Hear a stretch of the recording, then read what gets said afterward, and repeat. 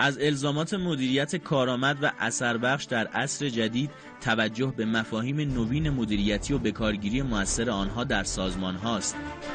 مدیریت کسب و کار از جمله مفاهیمی است که میتواند به رشد و توسعه کسب و کارهای کوچک و بزرگ کمک کند.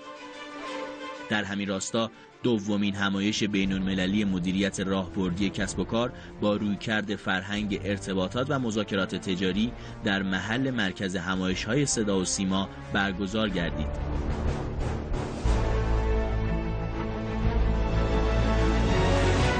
اقتصاد ایران در حال رشد و توسعه است.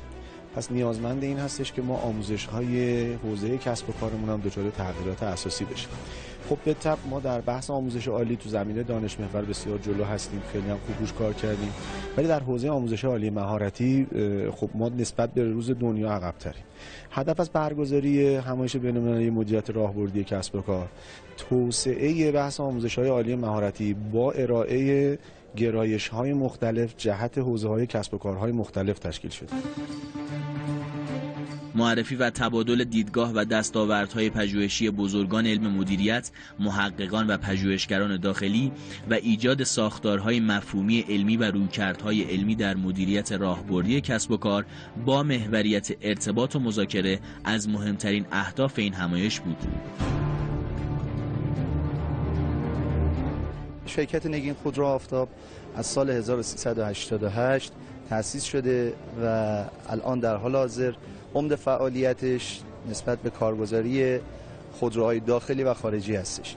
شرکت نگین خودرو هدف اصلیش پیشبرد اهداف به صورتی که بتونه با استراتژی که داره رضایت مشتریاشو جلب کنه و بتونه پلی باشه بین تولید کننده و مصرف کننده.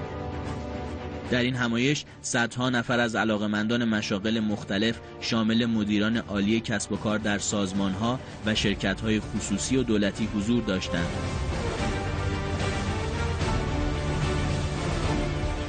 تقریباً هولوش 4 سال هست فعالیتمون رو به صورت تخصصی در حوزه وب، طراحی وبسایت، بهینه‌سازی و تجارت الکترونیک شروع کردیم.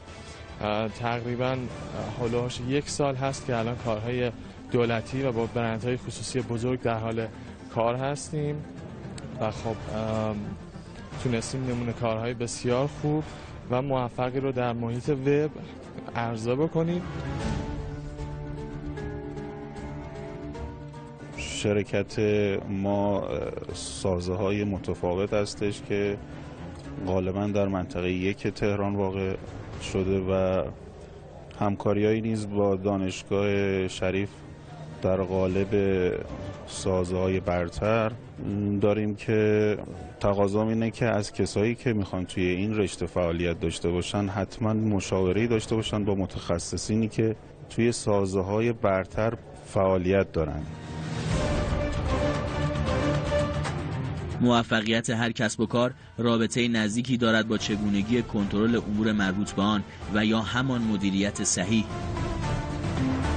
10 استاد برتر داخلی ایران و 3 استاد بین‌المللی در واقع در این همایش سخنرانی خواهند کرد.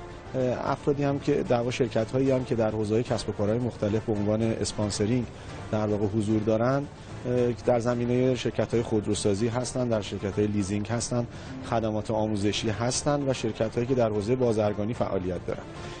ما هدفمون این هستش که بتونیم امروز خروجی بسیار خوبی رو در زمینه اینکه شرکت‌ها در زمینه محوریت توسعه بتونن به یک جمع‌بندی مناسب برسن و به عنوان یک نسخه کار عملی بتونن ازش استفاده بکنن. مدیریت واقعی در برگیرنده هدایت قوی، رفتار مثبت، دانش کسب و کار و مهارت‌های مناسب فردی است.